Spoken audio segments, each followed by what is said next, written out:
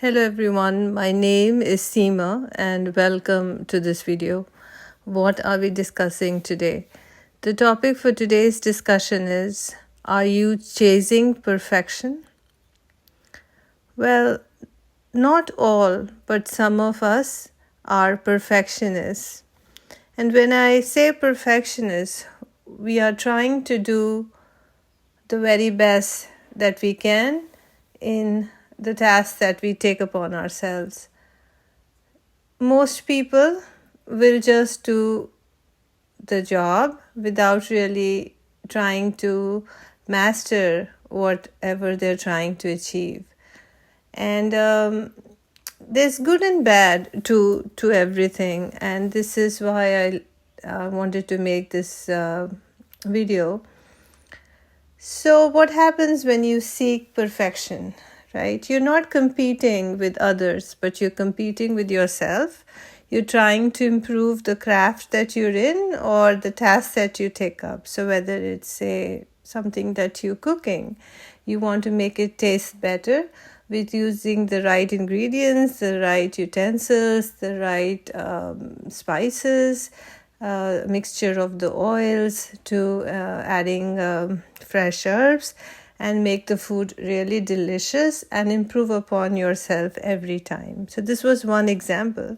Now this can be true in any profession that you're in or any creative endeavors that you have. And what you're trying to do has nothing to do with anyone else.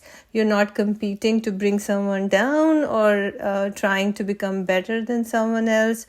Others are not in that equation. It's just you and your own skills that you're trying to improve. You could also try to improve yourself as a person, as becoming a happier, more kinder, more loving person, rather than just going with how you feel. So, and then there are other avenues that you could take perfectionism into. Now, let's talk about the bad first, because it has been an issue for some people where their perfectionism stops them from trying something. So because they want to be hitting the ball, so as to say, out of the ballpark the very first time, it takes people to a little bit of effort to start something. That is a negative thing that happens when you're a perfectionist. But once they get into it, they will learn, they will figure out, they will do it with practice and become the best in whatever they undertake. So besides that, the good that comes out of perfectionism is, of course, you're very good in what you do. You are appreciated for what you're doing, maybe by the ones who are around you. Or maybe not, but it has a strange sense of satisfaction. It brings a strange sense of satisfaction to yourself. And in doing that, you feel you've done the very best that you can do. And the only thing you can really do is your own effort. The end result is not really in your hand. Also, when you are seeking perfectionism, they say you're reaching the divine in a way, because people who are true perfectionists create an environment around themselves where they can reach the divine in the process very easily. So there was a realization, and you would see with this video I have put glimpses of Japan as I traveled recently, and I realized that when you seek perfectionism, the environment around you becomes very high in energy, in frequency, and you can see how the place becomes different than what you're used to being. So not, I'm talking about a nation here, but also in your own environment, you could cultivate something where your own family members or your home becomes a vortex where you are influencing that trait onto others, where you've created an environment where everyone now seeks for perfection in whatever it is that they do. And in the process, they are very close to the divine and are given intuitions and ideas to work upon and be of help to themselves and the mankind. Now, the other realization that I felt when I was traveling to Japan was something that I had been struggling myself.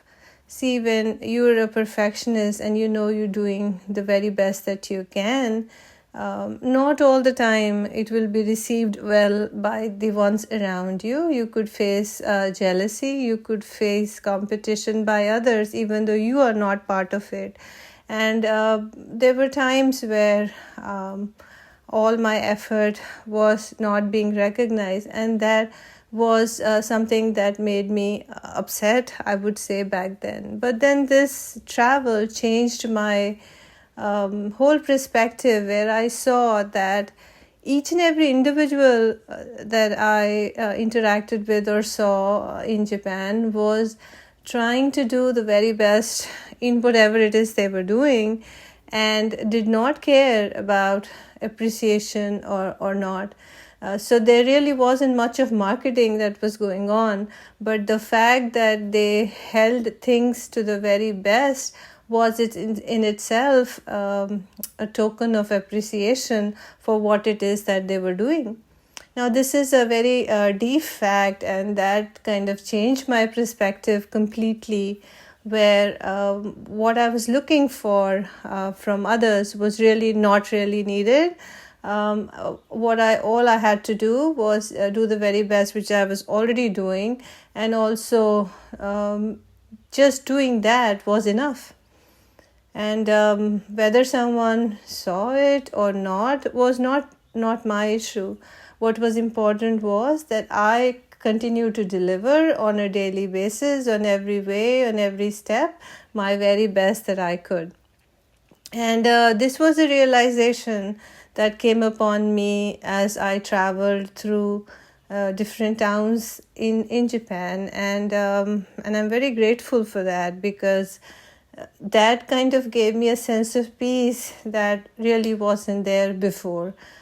Because growing up or being a people pleaser and an empath, the desire to please others and to get I would say recognition or some sort of feedback from others for my effort is how I saw my work had value. But once this realization came in, where just doing the effort was good enough, and that no one else was in the picture of my perfection, of my trying to achieve perfection, that the whole dynamics changed for me.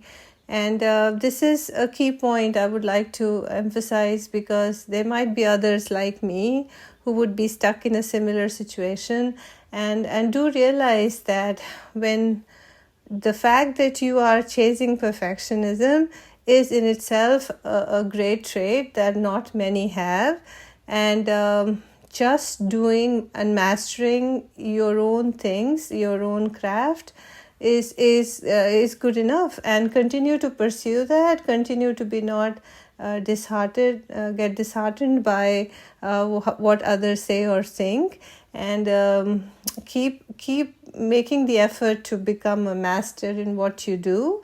And that itself is a great deal, because not only will you reach the divine that way, you would have created an atmosphere around yourself to be of inspiration to the people around you in your family to achieve something similar and be inspired by you. And those who come in contact and can see the goodness in it will definitely benefit from it.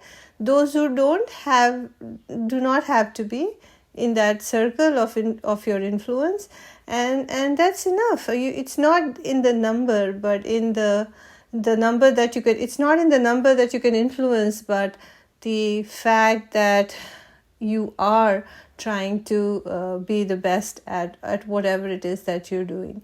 That quality, that trait is valuable.